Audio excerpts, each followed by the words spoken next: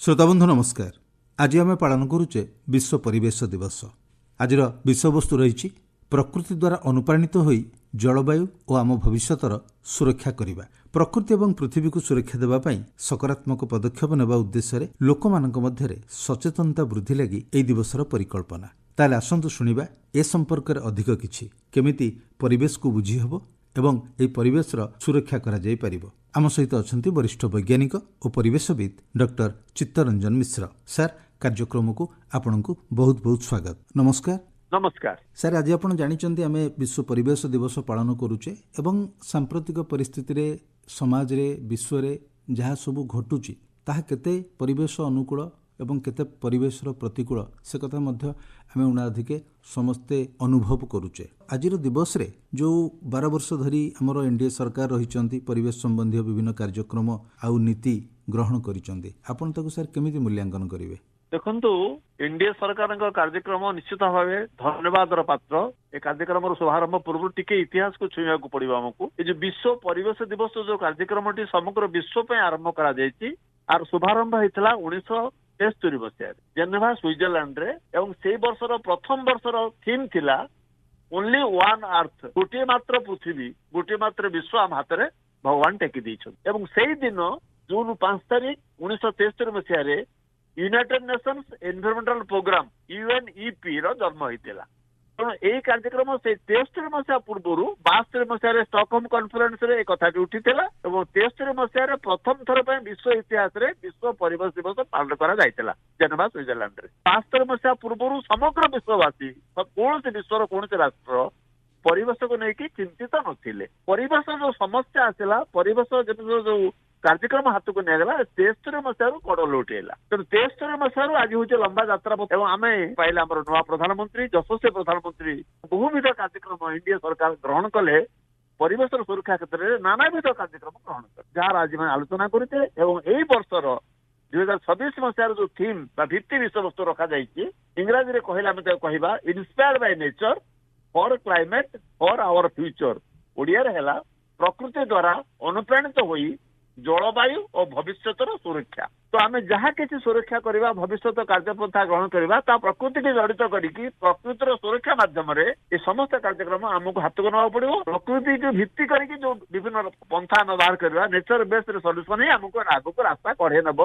परिवेश सुरक्षा क्षेत्र में समग्र विश्वर उत्तरदायित्व उत्तर पीढ़ी और आजिका पीढ़ी उपर न्यस्त रहिबो। प्रकृति भित्तिक सुरक्षा कार्यक्रम हाथ को नवा एवं एनडीए सरकार बहुविध कार्यक्रम नहीं आम आगक गोटे पर गोटे आलोचना करवा एवं जिते कार्यक्रम दिया सफल भाव रूपायन होइछि एवं तार उपकार सर्वसाधारण जनता आबल बुद्ध मनता कोटि कोटि भारत वर्ष जनसाधारण उपलब्ध करिछन।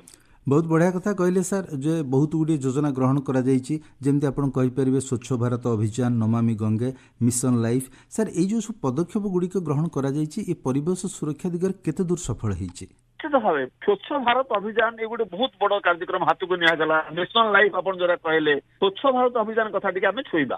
स्वच्छ भारत अभियान 2 अक्टोबर 2014 मसीह प्रथम थर महात्मा गांधी जन्मदिन में आरंभ करागला एवं बहुत गुड़े कार्यक्रम हाथ को निगला। साइंटिफिक सॉलिड वेस्ट मैनेजमेंट कार्यक्रम हाथ को निगला स्वच्छ भारत अभियान माध्यम ओपन डेफिकेशन विलेज गोटे गाँव में 100 ग्राम अभियान भारत वर्ष करा बाहर को कई फलत्याग करने वायु कार्यक्रम हाथ को निगला। तेणु ये जो स्वच्छ अभियान सांगे आम जीवनचर्या जोड़ी होगला। आमको गोटे सुस्थ नागरिक होगी गढ़ तोड़े सरकार ने जो कार्यक्रम स्वच्छ भारत अभियान आप जरा कहले कहले मिशन लाइफ कथा आप उठेले लाइफ स्टाइल फॉर एनवायरनमेंट परिवेश आम जीवन शैली की जीवनचर्या को आम परिवेश धर्मी करवा। आम सकाल संध्या जो जीवन टी जीचु से परिवेश धर्मी हवा दरकार, प्रो एनवायरनमेंट हवा दरकार, प्रो पीपुल हवा दरकार, प्रो सोसाइटी हवा दरकार। तो यहाँ गोटे India led global mass programme नेले प्राइम मिनिस्टर मोदी नेले एवं एटा को समग्र विश्ववासी sustainable pro planet habit use and dispose आमर आगुरी थिला कोन चिंताधारा गोटे जिनस आम व्यवहार करवा पकई दवा यूज एंड डिस्पोज। ये जो फिलोसफी नहीं कि आम बंचुले से फिलोसफी को बंद करा जाए कि ତାକୁ କଣ କରାଗଲା ମାଇଣ୍ଡଫୁଲ ସର୍କୁଲାର ଇକୋନୋମି ଆଡକୁ ଆମେ ଯାତ୍ରା କଲେ। ଯେକୌଣସି ଗୋଟେ ଜିନିଷ ଆମେ ବ୍ୟବହାର କରୁଥିଲେ ବ୍ୟବହାର କରି ପକେଇ ଦଉଥିଲେ ରାସ୍ତାକୁ ପକେଇ ଦଉଥିଲେ ବର୍ଜ୍ୟବସ୍ତୁ ଭାବେ ସେଟା ରାସ୍ତାରେ ପରିଗଣିତ ହଉଥିଲା। ବର୍ତ୍ତମାନ ସରକାର କଲେ 14 ମସିହାରେ ମାଇଣ୍ଡଫୁଲ ସର୍କୁଲାର ଇକୋନୋମି ଗୋଟେ ସର୍କୁଲାର ଇକୋନୋମି ହବ ବୃତ୍ତାକାର ଅର୍ଥନୀତି ହବ ଯାହାଫଳରେ ଆମେ ଯୋଉଠି ପକେଇଲେ ପୁଣି ତାର ସେଇଠିକି ଫେରିଆସେ ରିସାଇକେଲ ହେଇଯିବ। ଆମ ଜୀବନଚର୍ଯ୍ୟାଟାକୁ ସଷ୍ଟେନେବୁଲ କରାଗଲା ପୋଷଣୀୟ ଜୀବନଚର୍ଯ୍ୟା ସୁଖଦ ଜୀବନଚର୍ଯ୍ୟା। ତ ଆମ ଜୀବନଟାକୁ ସରସ ସୁନ୍ଦର ନିର୍ମଳ କରି ଗଢି ତୋଳିବା ପାଇଁ ସରକାରଙ୍କ ଏଇ ଯୋଉ କାର୍ଯ୍ୟକ୍ରମ ହାତକୁ ନିଆଗଲା ମିଶନ ଲାଇଫ ପ୍ରୋଗ୍ରାମ ଅତ୍ୟନ୍ତ ସହାୟକ ହେଲା। ତାକୁ କୁହାଯାଉଛି pro planet pro people pro planet people P3 ବୋଲି ତାକୁ କୁହାଯାଉଛି। ଜିରୋ କାର୍ବନ ଫୁଟପ୍ରିଣ୍ଟ ଆଡକୁ ଯିବା। ଏଇ ଯୋଉ ନୂଆ ସିଷ୍ଟମ ଆସିଲା ନୂଆ ସ୍କିମ୍ ଆସିଲା ନୂଆ ପ୍ରଧାନମନ୍ତ୍ରୀ ଆସିଲେ ନୂଆ କାର୍ଯ୍ୟକ୍ରମ ହାତକୁ ନିଆଗଲା। ତ ମିଶନ ଲାଇଫ କୁହନ୍ତୁ ସ୍ୱଚ୍ଛ ଭାରତ ଅଭିଯାନ କୁହନ୍ତୁ ନମାମି ଗଙ୍ଗେ ଇଏ ଗୋଟେ ଗଙ୍ଗା ନଦୀର ସ୍ୱଚ୍ଛତା। ଗଙ୍ଗା ନଦୀ ଆମେ ଯୋଉ ଭାବେ ବ୍ୟବହାର କରୁଛୁ ପବିତ୍ର ନଦୀ ପୁଣ୍ୟ ନଦୀ ଭାରତର ପରିଚୟ ଗଙ୍ଗା ନଦୀ କିନ୍ତୁ ଆମେ ଯୋଉ ଭାବେ ବର୍ତ୍ତମାନ ଗଙ୍ଗା ନଦୀକି ରଖିଥିଲୁ 14 ମସିହାରେ ଆଜି ତାର ପରିଷ୍କାର ପରିଚ୍ଛନ୍ନ ହେଇକି ଆଜି ତା ରୂପ ବଦଳି ଚାଲିଛି ଦିନ ପରେ ଦିନ ଦିନ ପରେ ଦିନ ବଦଳି ଚାଲିଛି। ଏ କାର୍ଯ୍ୟକ୍ରମ ପ୍ରଥମ କରି ହାତକୁ ନିଆଗଲା 14 ମସିହା 20,000 କୋଟି ଟଙ୍କାର ବଜେଟ ନିଆଗଲା। ସୁଏଜ ଟ୍ରିଟମେଣ୍ଟ ପ୍ଲାଣ୍ଟ ଗଠନ କରାଗଲା। ଦେଶର ବିଭିନ୍ନ ଜାଗାରେ ଜଳକୁ ପରିଶୋଧ କରିବା ପାଇଁ ଶୁଦ୍ଧ କରିବା ପାଇଁ ପ୍ଲାଣ୍ଟ ବସିଗଲା। ଗଙ୍ଗା ନଦୀର କୂଳେ କୂଳେ କୂଳେ କୂଳେ ଗଛ ଲଗାଗଲା ଆଫୋରେଷ୍ଟେସନ କରାଗଲା ପ୍ରଚୁର ପରିମାଣରେ ଗଛ ଲଗାଗଲା। ରିଭର ସରଫେସ କ୍ଲିନିଂ ନଦୀକି ସଫା କରାଗଲା। ଆପଣ ଯାହା ବର୍ଜ୍ୟବସ୍ତୁ ସବୁ ଆପଣ ନଦୀକି ପକେଇ ଦଉଛୁ ଇଭିନ୍ ଡେଡ୍ ବଡି କି ମଧ୍ୟ ନଈରେ ଆମେ ଭସେଇ ଦଉଛୁ। ଗଙ୍ଗା ନଦୀ ଯାକ ପବିତ୍ର ନଦୀ ଯାହାକୁ ଆମେ ପାନ କଲେ ଆମ ପୁଣ୍ୟ ହେଇଥାଏ ଆମେ ବିଶ୍ୱାସ ରହିଛି ଯୁଗ ଯୁଗ ଧରିକି। ବର୍ଜ୍ୟବସ୍ତୁ ସଲିଡ୍ ବର୍ଜ୍ୟବସ୍ତୁ ପକେଇ ଦଉଛୁ ଲିକ୍ୱିଡ ବର୍ଜ୍ୟବସ୍ତୁ ଶିଳ୍ପ ସଂସ୍ଥା ମାନଙ୍କର ବର୍ଜ୍ୟବସ୍ତୁ ମଧ୍ୟ ଆମେ ଗଙ୍ଗା ନଦୀକି ଛାଡୁଛୁ। ତ ନଦୀ ହଉଛି ଗୋଟେ ବର୍ଜ୍ୟବସ୍ତୁର ସ୍ଥଳ ହେଇଗଲା। ତାକୁ ସରକାର କଲେ ନା ଆମେ ଗଙ୍ଗା ନଦୀକି ସ୍ୱଚ୍ଛ କରିବା ନମାମି ଗଙ୍ଗା ଗଙ୍ଗାକୁ ପ୍ରଣାମ କରିବା ଗଙ୍ଗାକୁ ସ୍ୱଚ୍ଛ କରିବା ଗଙ୍ଗାକୁ ପବିତ୍ର କରିବା ଆମ ଜୀବନକୁ ମଧ୍ୟ ଗଙ୍ଗା ପବିତ୍ର କରିବ। ନମାମି ଗଙ୍ଗେ ସ୍ୱଚ୍ଛ ଭାରତ ଅଭିଯାନ କିନ୍ତୁ ଗୋଟିଏ ଗୋଟିଏ ମାଇଲ ଷ୍ଟୋନ ମୋଦୀ ସରକାରଙ୍କର ଏନଡିଏ ସରକାରଙ୍କର ଗୋଟିଏ ଗୋଟିଏ ମାଇଲ ଷ୍ଟୋନ ଯାହା ଫଳରେ ଭାରତର ଲୋକମାନେ ସକ୍ରିୟ ହେଲେ ପରିବେଶ ଉପରେ ଜ୍ଞାନ ଆହରଣ କଲେ ପରିବେଶକୁ ନିଜ ଜୀବନରେ ଢାଳିଲେ ନିଜ ଜୀବନରେ ସେମାନେ ପରିବେଶକୁ ବ୍ୟବହାର କଲେ ଏବଂ ଜୀବନଚର୍ଯ୍ୟାରେ ଧୀରେ ଧୀରେ ଧୀରେ ଧୀରେ ସ୍ୱଚ୍ଛତା ଆଡ଼କୁ ଅଗ୍ରଗତି କଲା। ସାର୍ ବର୍ତ୍ତମାନ ଆମ ଦେଶ ଭାରତ ନବୀକରଣୀୟ ଶକ୍ତି କ୍ଷେତ୍ରରେ ଆଜି ସାରା ବିଶ୍ୱରେ ଗୋଟେ ପ୍ରମୁଖ ଦେଶ ଭାବରେ ଉଭା ହେଇଛି। ଆପଣ ସୌରଶକ୍ତି କଥା କୁହନ୍ତୁ ପବନ ଶକ୍ତି ହଉ ବା ଆପଣଙ୍କର ଗ୍ରୀନ୍ ହାଇଡ୍ରୋଜେନ କଥା ମଧ୍ୟ ହଉ ଏଇ ଯେଉଁ ଭାବରେ ଆମେ ସାମଗ୍ରିକ ସ୍ତରରେ ସବୁଗୁଡ଼ିକର ସୁରକ୍ଷା ନେଇକରି ସବୁଗୁଡ଼ିକରେ ଗୋଟେ ସ୍ୱଚ୍ଛତା ଆଣିବା ପାଇଁ ଆମେ ପଦକ୍ଷେପ ନେଇଛୁ ଏବଂ ଭାରତ ଆଜି ବିଶ୍ୱରେ ପ୍ରମୁଖ ଦେଶ ଭାବେ ଉଭା ହୋଇଛି। ବଢିଆ କଥାଟି ଆପଣ ଉଠେଇଲେ ଏଇ ଯୋଉ ଅଲ୍ଟରନେଟିଭ ଏନର୍ଜି ସୋର୍ସ ବା ଗ୍ରୀନ୍ ଏନର୍ଜି ସୋର୍ସ କଥା ଯୋଉ କୁହାଯାଉଛି। ଦେଖନ୍ତୁ ଆମେ ଆଜି ପର୍ଯ୍ୟନ୍ତ ଭାରତ ବର୍ଷରେ ଯୋଉ ଶକ୍ତି ଉତ୍ସ ପାଇଛୁ ଆମେ କୋଇଲାରୁ ପାଇଛୁ। କୋଇଲାକୁ ଜାଳିକି ଥର୍ମାଲ ପାୱାର ପ୍ଲାଣ୍ଟ ମାନଙ୍କରେ କୋଇଲାକୁ ଜାଳିକି ସେଇଥିରୁ ଆମେ ଇଲେକ୍ଟ୍ରିସିଟି ପାଇଥାଉ। କିନ୍ତୁ ତାର ତ ଗୋଟେ ବର୍ଜ୍ୟବସ୍ତୁ ବାହାରୁଛି ଆମେ ସମସ୍ତେ ଜାଣିଛୁ ଉଡନ୍ତା ପାଉଁଶ ଇଂରାଜୀରେ ଆମେ ତାକୁ ଫ୍ଲାଇ ଆସ୍ ବୋଲି କହିଥାଉ। ତ ଯେତେ ଗୁଡିଏ ଥର୍ମାଲ ପାୱାର ପ୍ଲାଣ୍ଟ ସମଗ୍ର ଭାରତ ବର୍ଷରେ ଅଛି ବିଶ୍ୱରେ ବି ଅଛି ସେଥିରୁ ସିନା ଇଲେକ୍ଟ୍ରିସିଟି ତିଆରି କରାଯାଏ କିନ୍ତୁ ବର୍ଜ୍ୟବସ୍ତୁ ପାଉଁଶ ବାହାରେ। ସେ ପାଉଁଶକୁ ଆପଣ ଦେଖିବେ ସେ ସମସ୍ତ ଥର୍ମାଲ ପାୱାର ପ୍ଲାଣ୍ଟ ମାନେ ବଡ ବଡ ପୋଖରୀ କରିକି ତାକୁ ସେ ପାଉଁଶକୁ ସାଇତିଥିବେ। ଏନଟିପିସିର ତାଳଚେର ଅଛି ବଡ ବଡ ପୋଖରୀକି ଆମେ ଦୀର୍ଘ ଦିନ ଧରିକି ପାଉଁଶକୁ ସାଇତିକି ରଖିଛୁ ଏବଂ ସରକାର ନିୟମ କରାଗଲା ନା 100% ୟୁଟିଲାଇଜେସନ ଫ୍ଲାଇ ଆସ୍ ଆପଣ କରିବେ। ସେ ଗୋଟେ ବର୍ଜ୍ୟବସ୍ତୁ ତାକୁ ଆପଣ ସମ୍ପୂର୍ଣ୍ଣ ଭାବେ ରୋଡ ମେକିଂ ସିମେଣ୍ଟ ଏସବୁ ଧୀରେ ଧୀରେ ବର୍ତ୍ତମାନ ଥର୍ମାଲ ପାୱାର ପ୍ଲାଣ୍ଟକୁ ଡିରେକ୍ଟିଭ ଦେଲା ଗଭର୍ଣ୍ଣମେଣ୍ଟ ନା ତୁମେ ଯୁଗ ଯୁଗ ଧରିକି ଏ ପୋଖରୀରେ ପାଉଁଶ ରଖିପାରିବ ନାହିଁ ତାର ବ୍ୟବହାର କର। ତ ରୋଡ ରାସ୍ତା ତିଆରିରେ ବ୍ୟବହାର କରାଗଲା ସିମେଣ୍ଟ କାରଖାନାରେ ବ୍ୟବହାର କରାଗଲା। ବର୍ତ୍ତମାନ ଦେଖାଯାଉଛି ଧୀରେ ଧୀରେ ଭାରତ ବର୍ଷରେ ଯେତେ ପଣ୍ଡ ଥିଲା ଫ୍ଲାଇ ଆସ୍ର ପଣ୍ଡ ଥିଲା ତାକୁ ଧୀରେ ଧୀରେ ବ୍ୟବହାର ଯୋଗ୍ୟ ମାଟେରିଆଲ ହେଇଗଲା। ରାସ୍ତା ତିଆରିରେ ଆପଣ ବାଲି ପକେଇ ରାସ୍ତା କରୁଥିଲେ ମାଟି ପକେଇ ରାସ୍ତା କରୁଥିଲେ ବର୍ତ୍ତମାନ ଫ୍ଲାଇ ଆସ୍ରେ ରାସ୍ତା ହଉଛି ଫ୍ଲାଇ ଆସ୍ରେ ବ୍ରିକ୍ସ ହଉଛି ଫ୍ଲାଇ ଆସ୍ରେ ବ୍ଲକ୍ସ ହଉଛି ଫ୍ଲାଇ ଆସ୍ରେ ସିମେଣ୍ଟ ହଉଛି। ଆପଣ ସେ ଗୋଟେ ବର୍ଜ୍ୟବସ୍ତୁ ବହୁତ ବଡ ବର୍ଜ୍ୟବସ୍ତୁ ଥର୍ମାଲ ପାୱାର ପ୍ଲାଣ୍ଟ ବିଦ୍ୟୁତ ପାଇଲେ କିନ୍ତୁ ପାଉଁଶ ବି ପାଇଲେ। ତ ପାଉଁଶର ଉତ୍ତମ ବ୍ୟବହାର ପାଇଁ ସରକାର ରାସ୍ତା ବାହାର କଲେ ଗୋଟେ ଫ୍ଲାଇ ଆସ୍ ମିଶନ ମଧ୍ୟ କେନ୍ଦ୍ର ସରକାର ଗଢିଲେ ସେ ମଧ୍ୟ ସଫଳ ଭାବେ ଉପଯୋଗ ହେଲା। ଆଜିର ଦିନରେ ଭାରତ ବର୍ଷରେ ଯେତେ ଫ୍ଲାଇ ଆସ୍ ୟୁଟିଲାଇଜ ହେଇକି ପୋଖରୀ ମାନଙ୍କର ଅଛି ପ୍ରାକ୍ଟିକାଲି ଆମେ 80ରୁ 90% ବା 100% ପାଖାପାଖି ବିଭିନ୍ନ ଥର୍ମାଲ ପାୱାର ପ୍ଲାଣ୍ଟ ମାନେ ଫ୍ଲାଇ ଆସ୍ର ବ୍ୟବହାର କଲେଣି ଏବଂ ଏନର୍ଜି ସୋର୍ସକୁ ଧୀରେ ଧୀରେ ଟ୍ରାନଜିସନ କରିକି ଆମର ଗୋଟେ ମିନିଷ୍ଟ୍ରି ଖୋଲିଲା new and renewable energy alternative energy source ପାଇଁ ଆମେ ଥର୍ମାଲ ପାୱାରକୁ ଛାଡିକି ଆମେ ଆଉ କଣ ଯାଇପାରିବା। ଗୋଟେ ଇଣ୍ଟରନ୍ୟାସନାଲ ସୋଲାର ଆଲାଏନ୍ସ ହେଇଛି 100ରୁ ଉର୍ଦ୍ଧ୍ୱ ଦେଶ ଭାରତ ବର୍ଷକୁ ଚେୟାରମ୍ୟାନ କରିଛନ୍ତି। ଗୁରୁଗ୍ରାମରେ ତାର ଅଫିସ ହେଇଛି। ଆମେ ସୋଲାର ଏନର୍ଜି କ୍ଷେତ୍ରରେ ବିଶ୍ୱକୁ ନେତୃତ୍ୱ ଦଉଛି ଆଜି ଭାରତ। ଏ 14 ବର୍ଷର ପରବର୍ତ୍ତୀ କାହାଣୀ ଏନଡିଏ ସରକାରର ଏ ଗୋଟେ ସଫଳ ଉପଲବ୍ଧ। 100ଟା ଦେଶ ଏବଂ ୱାର୍ଲଡ ବ୍ୟାଙ୍କ ଭାରତ ବର୍ଷକୁ ବହୁତ ଏତେ ପଇସା କେବେ ଦେଇନଥିଲା। ଆଜିର ଦିନରେ ଆମର ଟୋଟାଲ ଏନର୍ଜି ଯେତେ ଆମେ କନଜମ୍ପସନ କରୁଛୁ ଭାରତରେ 52% ହଉଛି ସୋଲାର ପାୱାର। କେଡେ ଖୁସିର କଥା ଦେଖନ୍ତୁ ଆପଣ ସାରା ଭାରତ ବର୍ଷର ଲୋକମାନେ जिते आम व्यवहार कर इलेक्ट्रिसिटी तार एक्जाक्ट फिगर हूँ 52%। आज आम सोलार पावर पाऊँ। विंड पावर शक्ति आम तृतीय विश्वर तृतीय सर्वबृहत शक्ति हूँ विंड पावर पवन शक्ति हाइड्रो मिनी हाइड्रो पावर आम पाखे मिनी हाइड्रो पावर अच्छी जो कथा होता हाइड्रोजेन कथा होते आजिकार दिन में आप देखा जाऊँगी भारत वर्ष कहतु ओडिशा भुवनेश्वर सहर में बस चलो हाइड्रोजेन हाइड्रोजेन बस आप चलो इ भेहिकल एनर्जी भेहिकल आप देख सरकार बदल कहते इ भेहिकल इलेक्ट्रोनिक्स भेहिकल आप बाहर करूँ। पेट्रोल दाम बढ़ुची पेट्रोल इंपोर्ट प्राइस अधिक देवा पड़ू डीजेल को कमिया पड़ो ह्रास पेट्रोल ह्रास कमिया पड़ो ट्रांसपोर्टेशन को आम कंबाइन ट्रांसपोर्ट कर सैकेल मिलमिशी गाड़ी गोटे गाड़ी जा पब्लिक ट्रांसपोर्ट व्यवहार करवा एनर्जी कंजर्वेशन एनर्जी के शक्ति संचय करवा। तो ग्रीन हाइड्रोजेन हूँ भविष्य शक्ति आप देखिए प्रथम थर पे भारत इतिहास में गोटे ट्रेन चली एक्सपेरिमेंटल क्षेत्र में आरंभ होती हाइड्रोजेन ट्रेन एवं ग्रीन हाइड्रोजेन प्लेन चलो एक कथा मत आसलानी कनसेप्ट आसला। आजिका दिन में जो पेट्रोल पंप आप जो पेट्रोल पाँच 20% इथानल से मिसी 80% पेट्रोल 20% इथानल।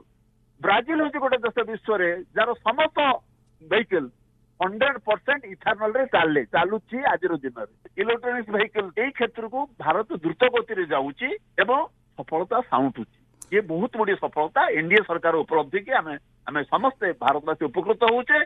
सरकार प्लान प्रोग्राम्स को लेके एनर्जी सेक्टर रे विशेषकर ग्रीन एनर्जी सेक्टर रे ये सफलता बहुत बड़ उपलब्धि एनडीए सरकार। सर ये सब पर भी जब देखिए आपंकर वायु प्रदूषण गोटे भारत पे भी गोटे प्रमुख समस्या होगी रही सरकार जातीय स्वच्छ वायु कार्यक्रम जोटा एनसीएपी गठन कर सर ये केते दुर्फलप्रद होती वायु अच्छी माने मनीष अच्छी। बर्तमान प्रश्न उठुची वायुमंडल कार्बन डाइऑक्साइड छाड़ुचे भारतर लोक संख्या बढ़ी चलुची। आज विश्व में भारत हूँ 1 नंबर जनसंख्या अधिकारी राष्ट्र।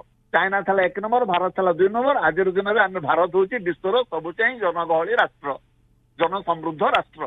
तो आम बचापी अम्लजान दरकार 140 कोटी लोक बचे अम्लजान दरकार वायुमंडल में। तो वायुमंडल में अम्लजान कनसेंट्रेशन लोक संख्या बढ़ी प्रोपोर्शन रे लोक संख्या बढ़ुची कि वायुमंडल में ऑक्सीजन कंटेंट कौन बढ़ुची कि आमर प्लांटेशन प्रोग्राम मेकअप करि कि जो गछ गुड़िक आम बड़ बड़ गछ गुड़िक काटी देकी छोट छोट गछ लगेले बड़ बड़ गछ बढ़ी से स्तर को जीव इकोलोजी की रिस्टोर कर इकोलोजी की सस्टेन कर सस्टेनेबल इकोनोमी क्षेत्र में सस्टेनेबल एनवायरमेंट क्षेत्र में आमको समय लगे बड़ गछरे काटिदेले लगेले छोट गछरे बड़ गछ होगी अम्लजान वायुमंडल देवा समय लगे। तेणु स्वच्छ वायु आज जो वायुटी आप पवन में निश्वास प्रश्वास बाहर नौ 100% अम्लजान अच्छी आडमिक्सचर है अन्य वायुमंडल आपन भर को जाऊँगी प्रश्वास बाहर जाऊँगी अम्लजान सांगे जाऊँगी। तो अम्लजान एकमात्र सोर्स है गछ पत्र आम अम्लजान पाचे मु प्रश्वास बाहर नौ प्रत्येक वायु मो बापा बोऊ दौना गछटे दौर मत। तो गछटी की आम जो सुरक्षा जंगल सुरक्षा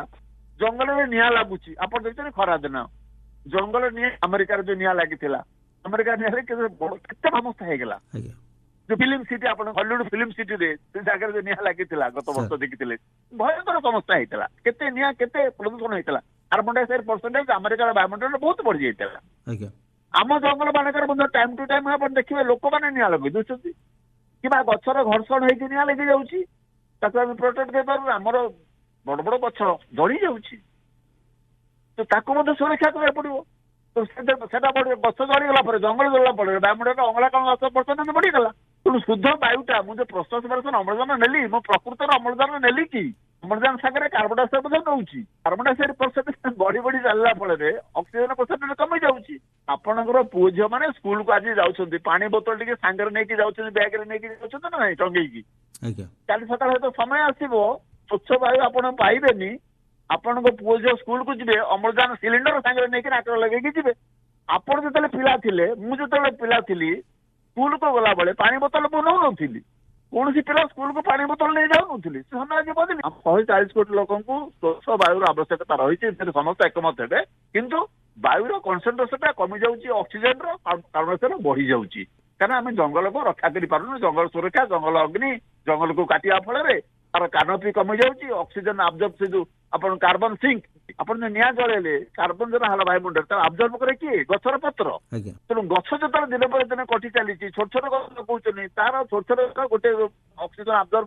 कार्बन अब्जर्व कर बड़ गचरे कार्बन अब्जर्व कर बड़ा विराट गछ बर गछ पणस गछ ओष गछ पूरा बिग भी बहुत बड़ गछ से कार्बन सिंक रे काम करछथि सर कार्बन को हम जीरो कार्बन जो कथा हम बर्तमान सरकार कहउछन्ति सर कार्बन फुटप्रिंट हमर जीरो हवा दरकार शून्य को जावा दरकार जंगल वृद्धि पाइले जंगल गछ बढ़िले अभिवृद्धि घटिले जीरो कार्बन आड़ को जीवे तेणु कार्बन फुटप्रिंट के हमको जीरो करबा पड़िबो कार्बन एमिशन को रिड्यूस करबा पड़िबो आमे कौन जिनिस जळेबा नहीं जळेले वायुमंडल अंगारकाम्ल परसेंटेज बढ़ी जाउची अम्लजान परसेंटेज कमी जीवो तेणु प्रश्वास बाहर मु स्वच्छ अम्लजान नवा पाई हेले मते परिवेश सुरक्षा प्रति गभीर भाव ध्यान देवाक पड़े सर मुझे आपको अटकैबी जो परिवेश प्रदूषण है फल जलवायु परिवर्तन घटुची एवं आम देखुचे आगे जितेबाला सर कौटी बन्या होता बात्या होता सेमती परिस्थिति आसूला ता परिमाण बा तार प्रभाव कम रोला एबे किंतु जहाँ किसी घटुची आपड़ देखु जदि पवन होपणकर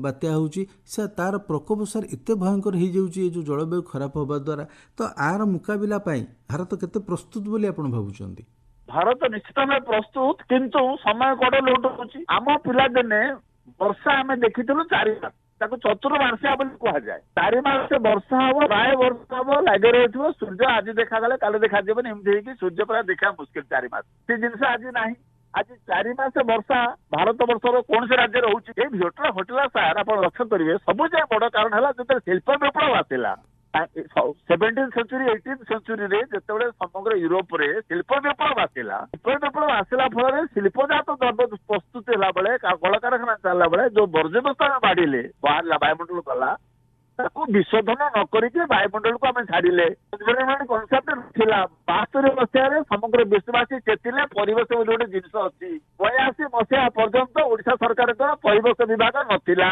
सेंट्रल पॉल्यूशन कंट्रोल बोर्ड नथिला धीरे धीरे आसिला तो परिवेश सचेतनता आसिला धीरे धीरे आसिला इवन 82 मसीहा पर्यंत बोधे ओडिशा परिवेश विभाग नथिला डिपार्टमेंट ऑफ एनवायरनमेंट नथिला तबरे हला sir science and technology department सागे जड़ित कराला से स्तर जड़ित कराला जंगल विभाग साथ जड़ित कराला तो यही जो परिवेश सुरक्षा आसूची शिल्प विप्लव समय परिवेशता धीरे धीरे आम प्रदूषित होगा लगिला आम जहाँ किसी वर्ज्यवस्तु कलकारखाना मान बाहर कलु वायुमंडल को छाड़िलु मृत्तिका को प्रदूषण कलु पानी को छाड़िलु प्रशोधन नक शुद्ध नक जल में छाड़देलु एफ्लुएंट ट्रिटमेंट प्लांट कलु ना सॉलिड वेस्ट डिस्पोजाल ठीक भाव कलु ना लिक्विड वेस्ट डिस्पोजाल आम ठीक भाव कलु ना शोधन नक जल को छाड़िलु जल स्रोत को छाड़िलु तेणु जल मध्य प्रदूषण है वायु मध्य प्रदूषण है मृत्तिका मध्य प्रदूषण शिल्प विप्लव समय आरंभ कर समय गड़ा लैट आसिक 1972 मसीहा जो आसी पहुंचले 1800 शताब्दी आसिक 17 शताब्दी 1972 मसीह पहुंचला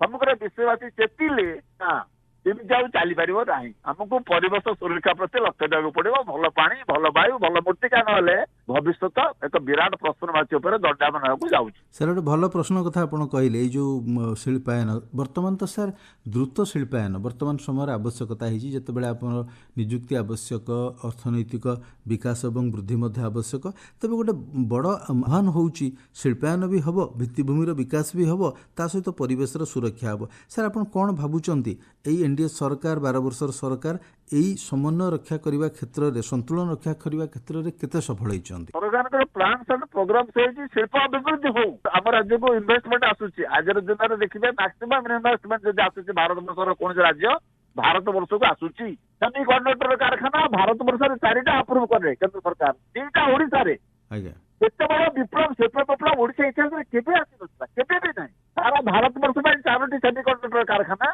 ओडिशा में 2टी सफलता कहले इंडस्ट्री क्षेत्र में सेमी कंडक्टर क्षेत्र में सेमी कंडक्टर चिप्स कहले भविष्य बुझाऊँ आप मोबाइल कहतु कंप्यूटर कहतु जुआड़े जातु without chips there is no future ये राष्ट्र समृद्ध हम जहाँ पाखे चिप्स अच्छी आप ताइवान भली छोटिया राष्ट्रटी सी समग्र विश्व सबुज बेसी आपंकर माइक्रो चिप्स हाँ ना नहीं सेपटे देशटा नुहे गोटे बिल्डिंग ताइवान गोटे बिल्डिंग समग्र विश्व चिप्स रिक्वायरमेंट को मेटाऊँच तेणु भविष्य हूँ से राष्ट्र जो राष्ट्र चिप्स मैन्युफैक्चरिंग क्षेत्र में अग्रणी भूमिका निभाइब से रास्ता को आम आपणे भारत आपणे से क्षेत्र में भारत ओडिशा आगू बाध पकई तेणु शिल्प विप्लव करा हूँ शिल्प ना विकास हेनी शिल्प और विकास गोटे मुद्रार 2टी पार्श्व किंतु शिल्प करने आप गछ काटे गछ काटा बेले तार अल्टरनेटिव हो गछ लगे आप विदेश में देखिथे गछ न काटी सारे कौन करते गछ पूरा ତଳୁ ତାଡିକି ନେଇଯାଆନ୍ତି, ନେଇକି ବରାଟେ ଗାତ କରି ଅନ୍ୟ ଜାଗାରେ ପ୍ଲାଣ୍ଟେସନ କରାଯାଏ ଏବଂ ସେ ଗଛ ବଞ୍ଚିଛି।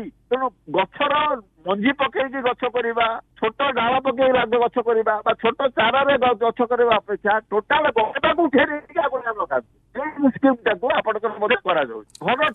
ଘରଟାକୁ ଆମେ ଭାଙ୍ଗି ଦଉଛୁ, ବିଦେଶରେ ଟୋଟାଲ ଘରଟାକୁ ତା ପ୍ଲିନ୍ଥ ସହିତ ଉଠେଇକି ଆଉ ଗୋଟେ ଥୋଇ ଦିଆଯାଉଛି। ରିପ୍ଲାଣ୍ଟେସନ ଅଫ ହାଉସ, ଘରଟାକୁ ଉଠେଇ ନେବି, ଉଠେଇ ଆଉ ଗୋଟେ ଜାଗାରେ ଗାତ କରି ଘରଟା ଥୋଇଦେବି। ଆଜ୍ଞା ସାର୍। ଗଛଟାକୁ ନୂଆ ଗଛ ଲଗେଇବାକୁ ସମୟ ଲାଗିବ, ତାର କାରଣ ପତ୍ର ହବ, ବଡ ହବ, ତାର ଅମ୍ଳଜାନ ରିଲିଜ କରିବ, ତାର ସେ କାର୍ବନ ସିଙ୍କ କାମ କରିବ।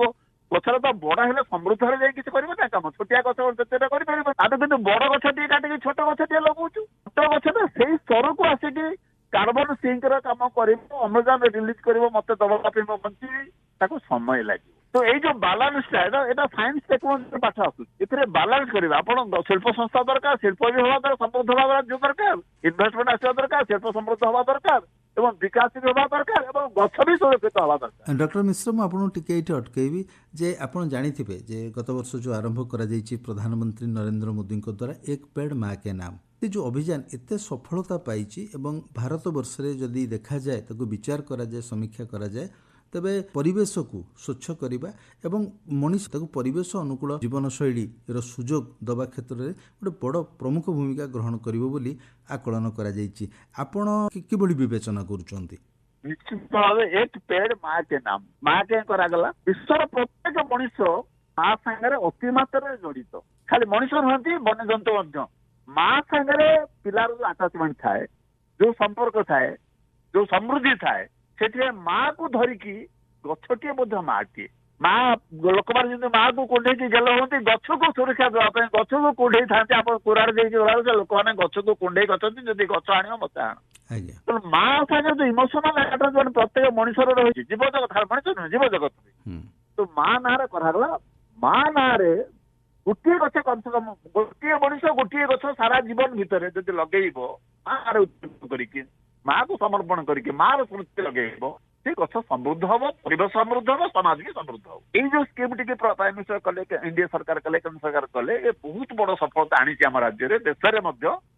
ଯେ ମାର ନାଁରେ ପ୍ରତ୍ୟେକ ବ୍ୟକ୍ତି ଗଛଟିଏ ଲଗେଇବା ଦରକାର। ଆମର ଜମି ନାହିଁ ଆଜିକାଲି, ଆପଣ ଗଲା କଣ ଫ୍ଲାଟରେ ଆପଣ ରହିଲେ, ସହରବାସୀ ମାନଙ୍କ ପାଇଁ ଜମି ନାହିଁ, ଗଛଟିଏ ଲଗେଇବା ପାଇଁ ଜମିଟିଏ ଦରକାର।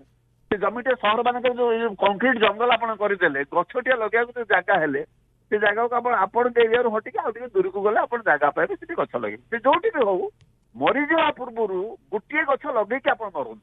ଆଉ ସେ ଗଛ ଟିକେ ମା ନାଁରେ ଉତ୍ସର୍ଗ କରନ୍ତୁ, ମାର ସ୍ମୃତିରେ ଉତ୍ସର୍ଗ କରନ୍ତୁ, ମାର ସ୍ନେହ ମମତାକୁ ମନେ ପକେଇ ଗଛଟିଏ ଲଗାନ୍ତୁ, ପାଣି ଦେଇକି।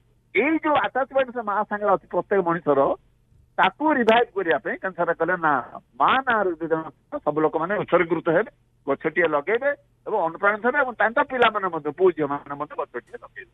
ତ ମା ନାଁରେ ଯୋଉ ସ୍କିମ୍ ଟି କରାଗଲା, ଏକ ପେଡ୍ ମା କେ ନାମ, ବହୁତ ବଡ କାର୍ଯ୍ୟକ୍ରମ, ବହୁତ ସଫଳ କାର୍ଯ୍ୟକ୍ରମ ଏବଂ ସବୁ ରାଜ୍ୟରେ, ଭାରତର ସବୁ ରାଜ୍ୟରେ ଇନକ୍ଲୁଡିଂ ଓଡିଶା, ଏ କାର୍ଯ୍ୟକ୍ରମ ସଫଳ ଭାବେ ରୂପାୟନ ହେଉଛି ଏବଂ ଆମେ ସମସ୍ତେ ଏଇ ମନପ୍ରାଣ ଦେଇକି କାର୍ଯ୍ୟକ୍ରମରେ ଆମେ ସାମିଲ ହେଇଛେ। ସାର୍, ଆମେ ତ ମାନେ କାର୍ଯ୍ୟକ୍ରମର ଶେଷ ଭାଗରେ ପହଞ୍ଚିଲେଣି। ମୁଁ ଆପଣଙ୍କୁ ଗୋଟେ ପଚାରିବି ପ୍ରଶ୍ନ ଯେ ଆଗାମୀ ଦଶନ୍ଧିରେ ଯେତେବେଳେ ଆମେ ଆପଣ ଯେଉଁ କଥା କହୁଛନ୍ତି, ଆସନ୍ତାକାଲିର ଭାରତ କେମିତି ସ୍ୱଚ୍ଛ ହୋଇପାରିବ, ସୁରକ୍ଷିତ ପରିବେଶ ହୋଇପାରିବ, ଜଳବାୟୁ ଭଲ ହୋଇପାରିବ, ଆମେ ମୁକ୍ତ ଅମ୍ଳଜାନ ପାଇବା ଏବଂ ଗୋଟେ ଆମେ ସୁଖଦ ଜୀବନଯାପନ କରିବା, ଏସବୁ ପାଇଁ ଆଜିର ଦିବସରେ ଆପଣ କେଉଁ ସବୁ ଜିନିଷକୁ ପ୍ରାଥମିକତା ଦେବେ ଆଉ ଆପଣଙ୍କର କ'ଣ ବାର୍ତ୍ତା ରହିବ?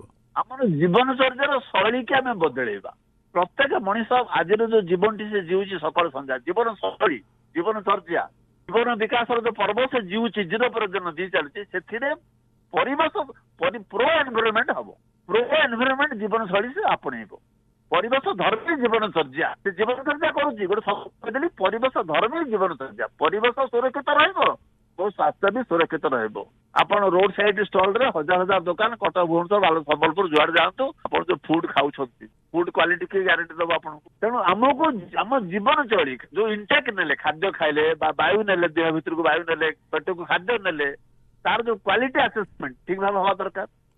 ତେଣୁ ଜୀବନଶୈଳୀ କି ମତେ ସୁରକ୍ଷିତ କଥାଟା ଆପଣ କହିଲେ, 3-4ଟି କଥା କଥାଟି ଆସୁଛି ଏଠି। ଦ୍ୱିତୀୟ କଥାଟା ଆସିବ, ଟେମ୍ପରେଚର ବଢି ବଢି ଚାଲିଛି, ଗ୍ଲୋବାଲ ୱାର୍ମିଂ, କ୍ଲାଇମେଟ ଚେଞ୍ଜ ବଢି ବଢି ଚାଲିଛି ଏବଂ 1970 ସୁଦ୍ଧା 1970 ମସିହା ସୁଦ୍ଧା ପ୍ରାଇମ ମିନିଷ୍ଟର ମୋଦି ବିଶ୍ୱବାସୀଙ୍କ ଆଗରେ ଶପଥ କରିଛନ୍ତି ଯେ ଆମେ ଭାରତବର୍ଷ आमे जीरो कार्बन फुटप्रिंट रे पहुंची जीवा सर कौन सी कार्बन आमे एमिशन करबा नहीं कौन सी जिनस जळेबा नहीं कार्बन एमिशन जीरो प्रत्येक नागरिक भारत वर्षर सारा जीवन भितर कार्बन फुटप्रिंट की जीरो करिवो बाय 2070 प्राइम मिनिस्टर गारंटी दैछथि विश्ववासी आगे गारंटी दैछथि 2070 आज्ञा 2070 आमे जीरो कार्बन फुटप्रिंट रे पहुंचीबा तो आम जीवन शैली एमिति होवा दरकार जे आमे वायुमंडल को बा परिवेश को बा मृत्तिका को परिवेश कहले जल माटी आकाश सब बुझे तो परिवेश को आमे कार्बन फुटप्रिंट दबा जीरो दबा कमे कमे कमे कमे कमे कमे चलवा आमे मोस्टली आमे रिन्यूएबल एनर्जी के व्यवहार करिया बेसी बेसी रिन्यूएबल एनर्जी कौन सी घर आपनको तैयारी हबो नाही जदि घर ऊपर सोलार पैनल नथिबो पीडीए अप्रूव दबो नाही सीडीए अप्रूव दबो नाही कौन सी बॉडी आम सेक्रेटेरिएट बिल्डिंग होची सोलार एनर्जी रे चालू आम सेक्रेटेरिएट छात पर देखे सोलार पैनल लगी लोकसभा भवन आमर तो ये जो जीवनचर्या शैली की आमको टेम्परेचर जो बढ़ी बढ़ी चली टेम्परेचर बढ़ी बढ़ी चली लोक संख्या बढ़ी बढ़ी चली जल विषाक्त हो चली परिवेश विषाक्त हो सारी खाद्य विषाक्त हो चली फल विषाक्त हो सारी ये जो परिवेश जीवन टाक जीवुची ये जीवन को लेकिन केते आगे आज्ञा तेणु मत टेम्परेचर बढ़ी बढ़ी चली कहुच्छी end of the century 1.5 degree centigrade भितर वर्धित टेम्परेचर को लिमिट करा पड़ो ये कमिटमेंट रखा विश्ववासी नहीं चाहती आज्ञा 1.5 डिग्री सेंटीग्रेड भितर विश्व तापन को by end of the 21st century हमको विश्ववासी रखा पड़ो से भारत बंधु सिग्नेटरी भारत बंधु से कथा मानव तेणु 1.5 डिग्री सेंटीग्रेड भितर रखा विश्व अच्छे ना विश्व ना मैक्सिमम 2 डिग्री 2.5 डिग्री किसी लोग 3 डिग्री भी कहते किंतु यूनानिमसली डिसाइड होती 1.5 डिग्री सेंटीग्रेड भितर विश्व तापन को ग्लोबल वार्मिंग की आमको रखिले विश्व बंचिबा आमे बंचिबा नहले आमे बंचि परिबा नाही प्लास्टिक गोटे प्रदूषण आम आलोचना कले ना प्लास्टिक प्रदूषण माइक्रो प्लास्टिक गोटे कथा आसुची माइक्रो प्लास्टिक टा केवल वर्ज्य वस्तु दी रकम प्लास्टिक गोटे डिग्रेडेबल प्लास्टिक गोटे बायोलॉजिकली डिग्रेडेबल आ गोटे नॉन डिग्रेडेबल प्लास्टिक जुग जुग धरिक माटी उपर पड़िथिबो प्लास्टिक डिग्रेडेबल हबो नाही माटी रे मिसिबो नाही डिग्रेडेशन हबो नाही तेणु आमको जो प्लास्टिक व्यवहार करा भविष्य में प्लास्टिक समग्र विश्व सब जिन प्लास्टिक मोबाइल में धरी प्लास्टिक कंप्यूटर पाखे बसी प्लास्टिक चेयर में बसी प्लास्टिक प्लास्टिक संपूर्ण जीवनचर्या को सारा विश्व सब मनुष्य जीवनचर्या आमर प्लास्टिक व्यवहार आम करुचु तो ये जो प्लास्टिक आम व्यवहार को कमेवा व्यवहार कमेवा और बायोलॉजिकली डिग्रेडेबल प्लास्टिक आम व्यवहार कर प्लास्टिक गोटे भयावह परिवेश समस्या सृष्टि कर भविष्य में आम कि बायोडिग्रेडेबल प्लास्टिक करके गोटे समस्या आगे बड़ समस्या रही आज्ञा सर टेम्परेचर को 1.5 डिग्री लिमिट करवा कार्बन फुटप्रिंट की जीरो करवा आम जीवनचर्या को प्रो एनवायरनमेंट बा परिवेश धर्मी जीवनचर्या करके आम जीवन जदि निर्वाह कर पारिबा कालीर सूर्योदय आम देखा ना कालीर सूर्योदय आम देखा तो आम पुओ राति देखिपारे ना आज्ञा सर सर आपणकर आज परिवेश दिवस रे ये जो सुचिंतित मतामत आउ जो वार्ता केमिति भाव परिवेश को सुरक्षा करवा ताहा निश्चय आम श्रोताबंधु मानक पई उपादेय साब्यस्त हेबो एई आलोचना पई आपनकु आकाशवाणी कटक आंचलिक संवाद विभाग तरफ अनेक अनेक धन्यवाद नमस्कार धन्यवाद नमस्कार आपण माने सुनुथिले वरिष्ठ वैज्ञानिक और परिवेशविद डॉक्टर चित्तरंजन मिश्रଙ୍କ सहित आलोचना आज कार्यक्रम को एठी रखुछु नमस्कार।